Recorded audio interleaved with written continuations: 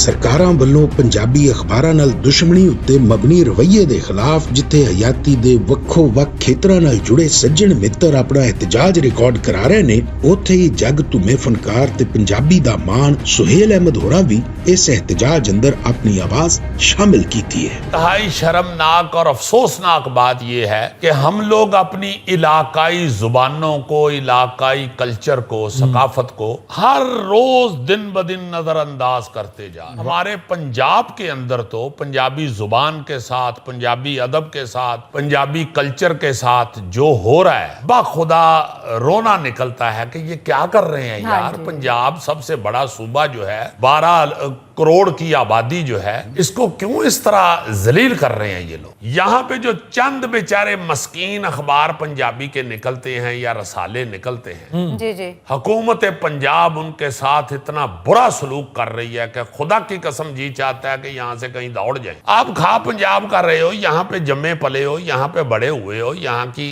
सकाफत आपका ओढ़ना बचोना रही है। अब क्या हो गया, आप क्यों इस तरह का सलूक कर रहे हैं पंजाबी जुबान के साथ, पंजाबी अखबारात के साथ, पंजाबी रिसालों के साथ। बहुत बुरी हालत है। ਉਹਨਾਂ ਮਾਂ ਬੋਲੀ ਦੀ ਗੱਲ ਕੀਤੀ ਤੇ ਆਖਿਆ ਕਿ ਸਾਨੂੰ ਪੰਜਾਬੀ ਬੋਲੀ ਦੇ ਵਧਾਅ ਤੇ ਤਹੱਫੁਜ਼ ਲਈ ਖੁੱਲ੍ਹ ਕੇ ਗੱਲ ਕਰਨੀ ਚਾਹੀਦੀ ਹੈ। ਉਹਨਾਂ ਇਹ ਵੀ ਆਖਿਆ ਕਿ ਜੇਕਰ ਅਸੀਂ ਆਪਣੀ ਰਹਿਤਲ ਬਚਾਉਣੀ ਹੈ ਤੇ ਫਿਰ ਆਪਣੀ ਬੋਲੀ ਨੂੰ जिंदा रखना पड़ेगा। आप और चीजों की तरफ जब जाते हैं तो स्कूलों कॉलेजों में पंजाबी पढ़ाई जानी चाहिए, वो बिल्कुल नहीं पढ़ाई जा रही। जबकि सिंध में, बलोचिस्तान में, अपना खैबर पख्तूनख्वा में इलाकाई जुबानों को नर्सरी से पढ़ा रहे हैं, स्कूलों में पढ़ा रहे हैं, कॉलेजों में पढ़ा रहे हैं। हाँ जी। हमारे यहाँ ऐसा नहीं है, बदकिस्मती से लाजमी नहीं पंजाबी जुबान यहाँ पे बच्चों के लिए। मैं तो खुद चूंकि पंजाबी अदब के खानदान से मेरा ताल्लुक है, मैं ये देखता हूँ कि ये काम ही जुनूनी है। चूंकि अब जिस तरह ये नज़रअंदाज किए हुए हैं पंजाबी जुबान को, तो थोड़ा सा भी प्रोफेशनल या